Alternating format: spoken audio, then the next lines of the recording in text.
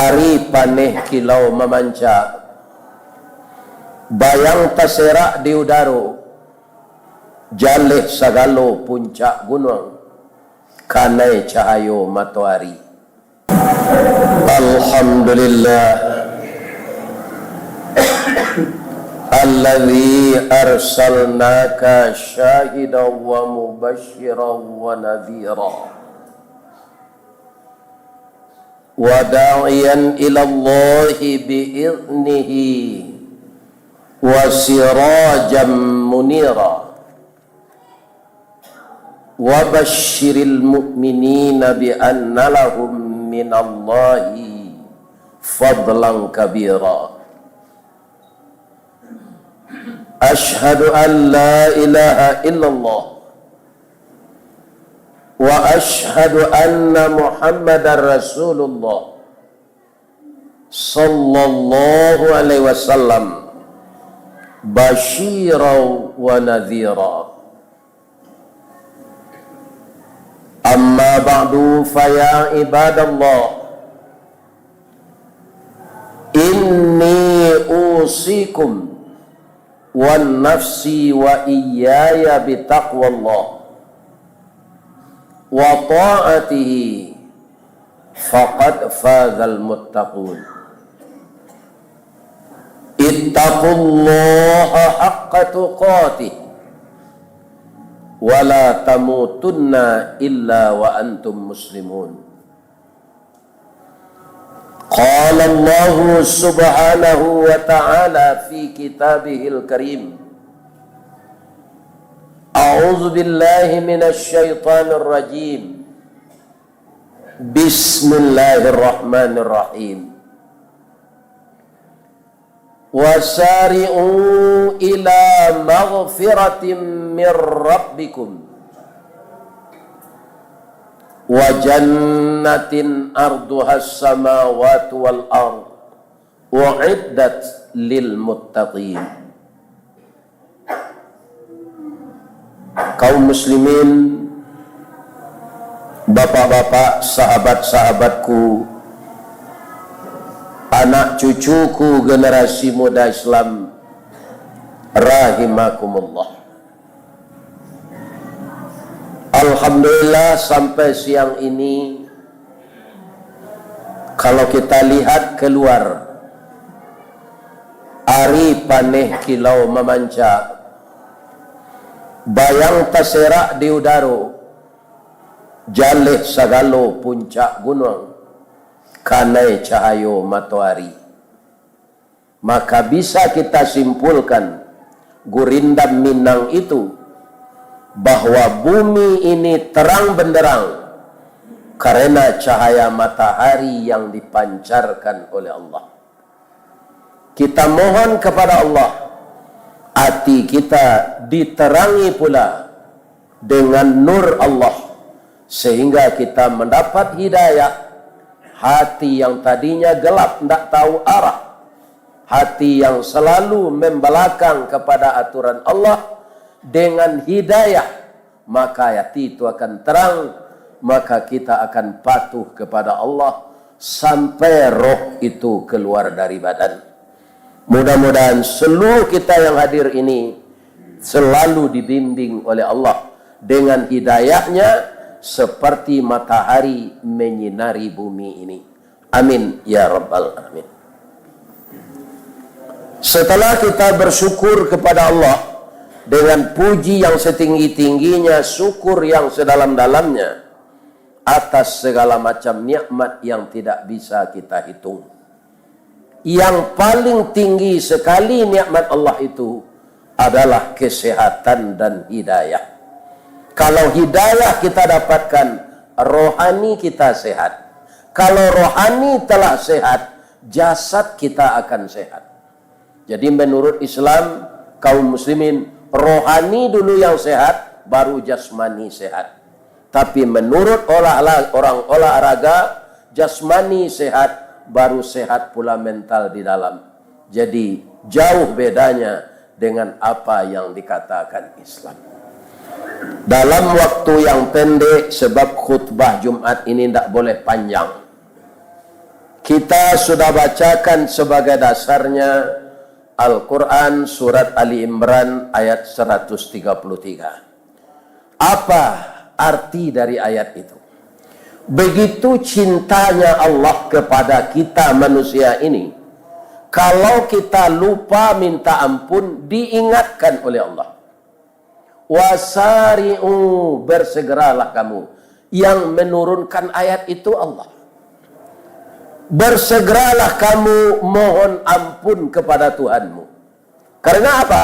Allah tahu manusia itu suka berbuat dosa dan tidak bisa terhindar dari dosa. Jangankan kita, Nabi Adam pun pernah berdosa.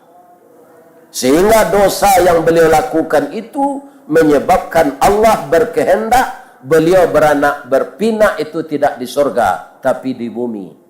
Maka Allah menyampaikan kepada malaikat, inni ja'ilum fil ardi khalifah.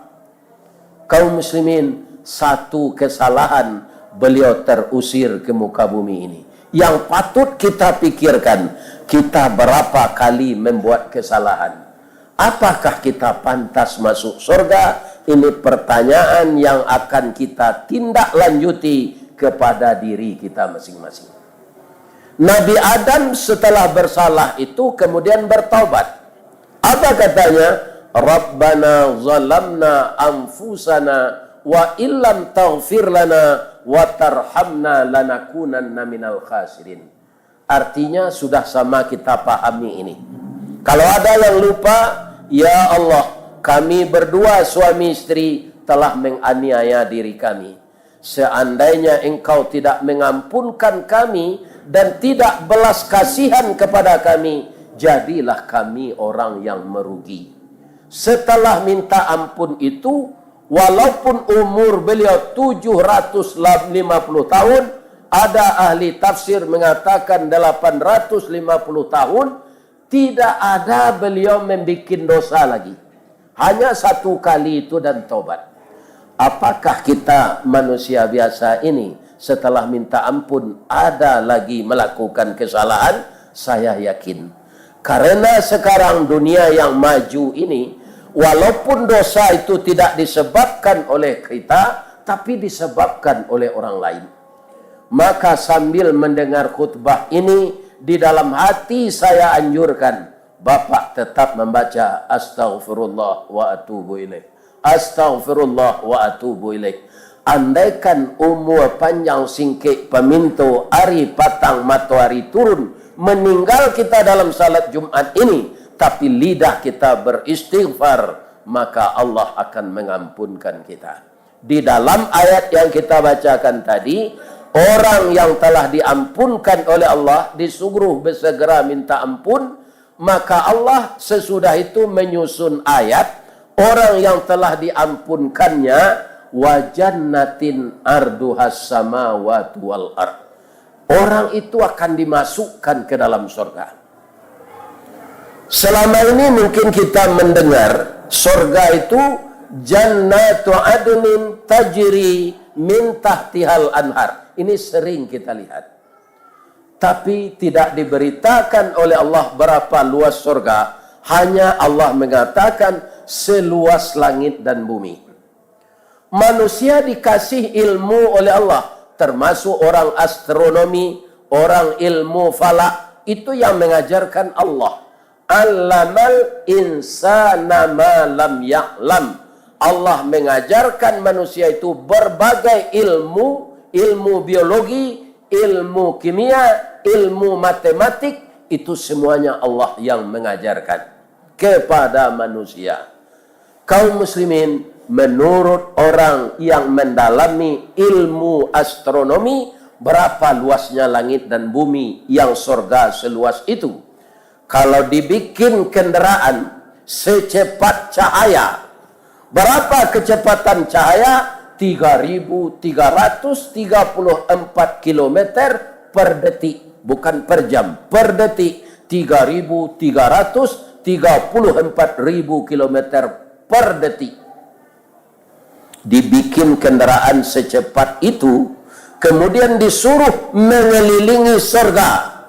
maka dia akan bisa menyelesaikan memakan waktu 30 miliar tahun. Allahu Akbar. Allahu Akbar. Tidak ada yang akan kita ucapkan selain dari Allahu Akbar. Kenapa surga seluas itu diberikan oleh Allah? Karena nikmatnya kekal. Kejadiannya kekal. Kalau Bapak berkunjung di muka bumi ini ke mana kota, uang Bapak banyak, sudah sampai ke Dubai, sudah sampai ke California, itu semuanya ikut tangan manusia. Maka manusia sebagai khalifah, penyambung kekuasaan Allah sementara di muka bumi. Tapi surga tidak ada campur tangan manusia membangunnya. Itu Allah sendiri membangun dan segala fasilitas yang ada di dalamnya. Untuk siapa? Untuk orang yang minta ampun, kemudian dosanya diampunkan oleh Allah, dia masuk ke sana. Para jemaah yang terhormat, apa kata Allah di ujung ayat itu? U'iddat lil muttaqin. Disediakan surga yang 30 miliar perjalanan cahaya tadi untuk orang yang takwa. Pertanyaannya, semenjak kita balik sampai umur kita yang sekarang ini, saya sudah 74 tahun. Setiap hari Ramadan kita puasa. Sasaran bulan Ramadan kita berpuasa itu condong marawa, katapian, condong kasai, kapincuran, tiuk tembak, ado alamat, tiuk condong, ado karabahan. Kemana tujuan puasa Ramadan itu? Agar kita menjadi orang takwa. Itu yang berhak masuk surga. Kalau sekedar Islam tidak bertakwa, tidak berhak masuk surga. Kalau sekedar mukmin tidak bertakwa, tidak mungkin masuk surga. Dan lebih dari itu, masuk surga dengan ridha Allah, bukan dengan ibadah. Kalau ibadah yang kita banggakan, mungkin ada kita yang baru taubat. Setelah taubat mati, belum sempat beribadah banyak. Jadi kalau kita masuk surga, itu ridha Allah subhanahu wa ta'ala. Kalau Bapak sudah 50 kali Ramadan berpuasa, 50 kali malam tarwih, 50 kali menamatkan Al-Quran setiap Ramadan, tanya diri kita, apakah kita sudah tiba di derajat takwa? Sebab banyak orang yang berpuasa, tapi setelah puasa dia korupsi lagi. Dia zalim lagi. Kalau dia pedagang, dia mengecoh pembeli. Dia berpuasa juga. Ini orang tidak mungkin sampai kepada derajat takwa. Pertanyaannya kepada siapa? Kepada diri kita masing-masing. Apakah kita sudah tiba di derajat takwa? Yang tahu hanya kita dan Allah. Kalau kita rasanya belum sampai, berdoa kepada Allah. Ya Allah, saya sudah 50 kali selama hidup berpuasa, ya Allah. Saya manusia biasa, saya diganggu oleh setan, ya Allah. Jadikan jugalah amal saya engkau terima, menyampaikan saya kepada derajat takwa. Apa itu takwa? Ada Khalifah Umar bin Khattab. Sahabatnya bernama Ubayyah bin Ka'ab. Ya Khalifah, saya mohon pertanyaan saya dijawab. Apa definisi takwa itu? Dijawab oleh Umar bin Khattab. Apakah Anda pernah berjalan di dalam onak dan duri yang banyak? Kata Ka'ab, pernah. Anda punya alas kaki? Tidak. Apakah kaki Anda kesandung dengan duri itu? Tidak. Kenapa bisa begitu? Saya berhati-hati sekali. Maka orang takwa berhati-hati menjaga mulutnya, menjaga hatinya, menjaga tangan dan kakinya, tidak menganiaya pihak lain. Jadi orang takwa, orang yang waspada, memelihara dirinya agar tidak terperosok ke lembah dosa. Memang sulit ini.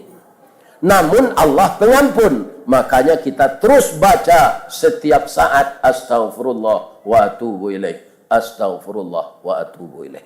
Kemudian ciri-cirinya apa? Alladzina yunfiquna fis sarra'i wad dharra. Orang takwa itu tidak memilih uangnya banyak, uangnya sedikit, tetap dia berinfak waktu lapang dan waktu sulit. Tanyalah diri kita. Apakah kita setiap hari ini menyediakan uang untuk infak semampu kita? Seperti infak yang berjalan ke tidingnya tadi. Saya rasa kita yang sangat miskin tidak ada ini di Jambuaya ini. Maka jangan sampai tidak berinfak hari Jumat ini. Jangan dibiarkan saja ketiding itu lalu lalang di depan kita dan tidak kita isi.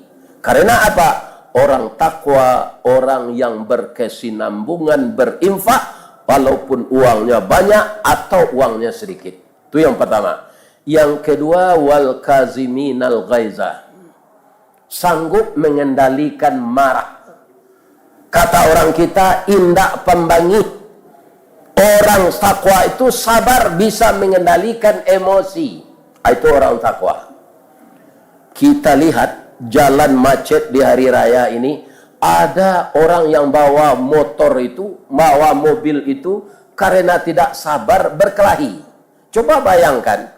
Jalan sempit kepunyaan kita bersama. Kemudian berkelahi. Tahu polisi. Tambah macet lagi. Tidak ada dalam hidup ini yang paling baik sabar. Maka Allah meninggikan derajat orang sabar itu. Apa kata Allah? Innallaha ma'as sabirin. Allah beserta orang sabar. Kalau kita berkelahi di jalan raya, kita yang merasa benar, orang itu merasa benar pula. Akhirnya lebih tertunda perjalanan kita lagi.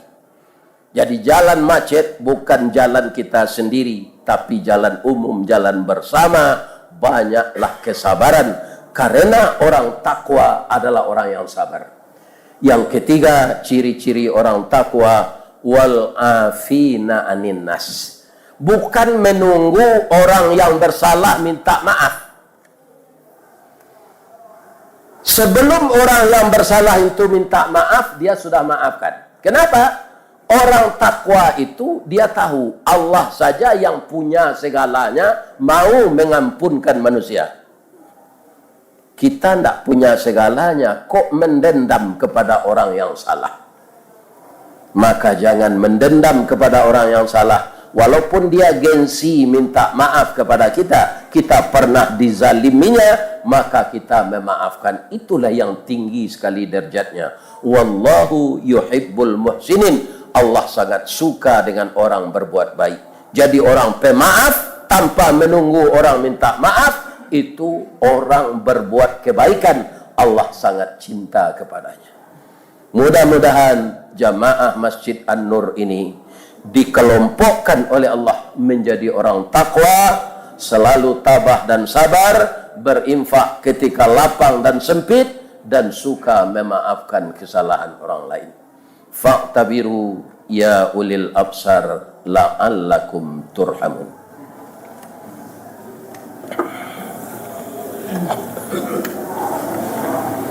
Alhamdulillah